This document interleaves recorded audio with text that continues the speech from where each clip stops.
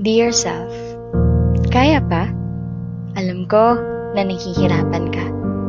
Lalo na nitong mga nagdaang araw. Nitong mga nagdaang araw, muntikan ka na talagang bumitaw.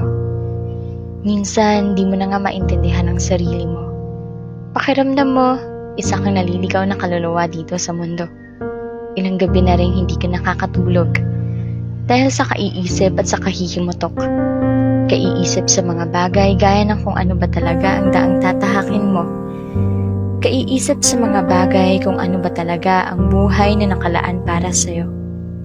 Ang puso mo rin ay mabigat na ang dinadala. Sa mga gabing puyat ka, palihim ka na rin humihikbi at lumuluha. Ilang tahimik na pakikibaka na rin ang pinagdaanan mo. Tahimik na pakikibaka at tahimik din na pagpapagaling sa mga sugat na iyong natamo. Hindi madali ang iyong mga laban, pero nananatili ka pa rin matatag at patuloy mong sinusubukan. Pasensya na paminsan-minsan kung nagdadalawang isip ka ha. Nagdadalawang isip ka kung ikaw may tunay na mahalaga. Nag-aalanlangan ka kung karapat-dapat ka bang mahalin.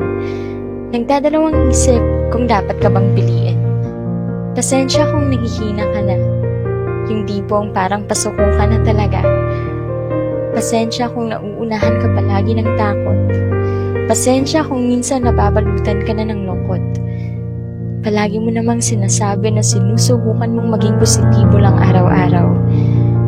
Pero nang dahil sa mga sitwasyon, di maiwasan ang isipin minsan na dapat na bumitaw. Pero grabe, kahit nahihirapan ka na sa mga pangyayari, tumatayo ka pa rin.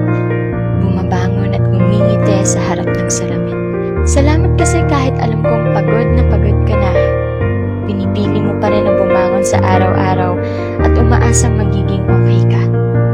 Salamat kasi di ka talaga sumusuko. Salamat kasi sinusubukan mo pa rin kahit hindi ka sigurado. Salamat kasi patuloy kang nagiging matapang. Kahit madalas ang mundo ay hinahatak ka na maging duwag na lang. Salamat dahil naniniwala ka pa rin na pagkatapos ng ulan ay sisikat din ang araw. Salamat kasi nananatili ka pa rin matatag at di marunong umayaw. Kaya mo yan. Kahit wala mang magtanong kung ano ang totoo mong kalagayan, kakayanin at kakayanin mo yan. Alam ko naman na di ka basta-basta susuko at patuloy ka pa rin lalaban. Lalaban ka pa rin sa buhay na to. Kahit na minsan ang buhay ay puno na ng gulo.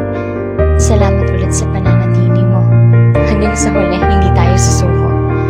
Lubos na nagmamahal sa'yo. Ako.